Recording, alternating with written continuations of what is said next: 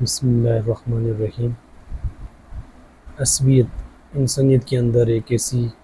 خرابی ہے، کمزوری ہے، جس کی وجہ سے وہ مقصد کو چھوڑ کے اور اپنے قبیلے کو، اپنی نسل کو، اپنے رنگ کو اور زبان کو کی وجہ سے اپنے مقصد بنا لیتا ہے، جس کی کوئی وجہ نہیں بنتی، اور صرف انسانیت کے لیے نہیں بلکہ اپنے ایک ناک اونچی رکھنے یا زندگی کو ایک اس طریقے سے جس طریقے سے ان کے ابو و اجداد اور اس کی اپنی انا نے سمجھا ہوتا ہے تو لے کر چلتے ہیں۔ تو نبی صلی اللہ علیہ وسلم نے عصبیت کو جہلیت قرار دیا ہے، اور اگر عصبیت کی وجہ سے کوئی مارا جاتا ہے تو اس کی جہلیت کی موت ہوگی۔ نبی صلی اللہ علیہ وسلم نے سختی سے صحابہ کرام کو مختلف مواقع پہ اس کی تنبیہ کی اور اصلاح کی کہ اس عصبیت کو کہیں بھی بو نہ آئے۔ کوئی اوس خزرج، کوئی بھی مکہ اور مدینہ اور اس طرح کے قبائل حجاز جتنے بھی تھے آپس میں شیر و شکر ہو گئے، لیکن اس کی وجہ یہ ہے کہ ان کے اندر اخلاقیات، ایتھکس جو ہیں بنیادی طور پہ ان کی تعلیم دی گئی تھی۔ لیکن اگر ہم عصبیت کی طرف جا رہے ہیں، عصبیت کو جو ہے نا اس کا نعرہ لگا کے چھوٹے چھوٹے قبائل میں، چھوٹے چھوٹے گروہوں میں تقسیم کرتے ہیں، تو پھر اس کا اسلام کے ساتھ کوئی تعلق نہیں ہے۔ اور صرف اگر آپ نے لڑنا ہے اور اپنی کوشش کرنی ہے، اپنی پوری توانائی اور صلاحیتیں ضائع کرنی ہے، تو وہ اس گروہ اور اس جگہ اور اس کے قبیلے کی وجہ سے آپ نے کام کرنا ہے، اس کی کوئی حیثیت نہیں ہے۔ بلکہ ہمیں یہ کرنا چاہیے کہ ان چیزوں سے نکل کر اپنے اعلیٰ مقصد اور دین کی سربلندی کے لیے کام کرنا چاہیے،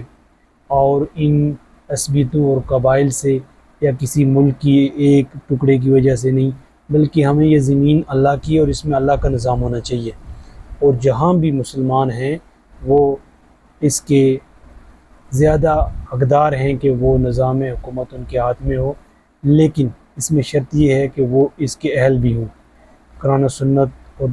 جو دور جدید کے تقاضے ہیں ان کو سمجھتے ہوں اور ان کو لے کے چلنے کی صلاحیت رکھتے ہوں۔ تو ان جتنی بھی چیزیں ہیں عصبیت، چاہے رنگ کی ہو چاہے نسل کی ہو، کیسے ہم اس سے اپنے آپ کو اور اس کو قوم کو نکال سکتے ہیں،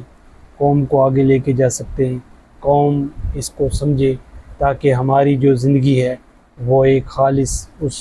معبود حق کی دین کی پیروی کرتے ہوئے آگے بڑھیں اور زندگی کو اس نور مینار کی طرف لے کے چلیں جس کی زندگی میں ہمارے لیے پیدا کرنے کی غرض ہے، اور ہم اسی وقت کامیاب ہو سکتے ہیں، کامران ہو سکتے ہیں دنیا میں اور آخرت میں، کہ ہماری زندگی میں وہ کام جس میں اللہ کی رضا کی بنیاد رکھی جائے، اور ان تعصبات اور ان تمام خرابیوں کو ہم چھوڑ کے صرف اور صرف اپنے بنیادی ذمہ داریوں کو سمجھتے ہوئے اور اپنے ان ناقص جن کی کوئی حیثیت نہیں ہوتی ان سے ہم کیسے جان چھڑا سکتے ہیں۔ کوئی بھی قبائل اور کوئی بھی ملک یا کوئی بھی حیثیت، اسلام کی کوئی جغرافی پابندی نہیں، کوئی حد نہیں ہے، بلکہ یہ ایک ایسا انٹرنیشنل اور اس کی کوئی حد قرار نہیں دی جا سکتی۔ جہاں بھی اس کی پیروی کریں گے وہ اس کے باشندے اور اس کے ماننے والے اور اس کے نظم کے تحت، اور وہاں پہ ایک نظام ہو جو نظام حکومت اسلامی سرحدوں کی، اور جہاں کے رہنے والے ممکینوں کو امن و سکون اور اس کے شرعیت کے اندر رہتے ہوئے کام کریں۔ تو یہ ہماری بنیادی ضرورت بھی ہے، اور اس کو ہمیں سمجھنا چاہیے کہ ہماری جو اخلاقی ذمہ داری ہے وہ ہم اس کو کیسے باحسن خوبی پوری کرتے ہیں،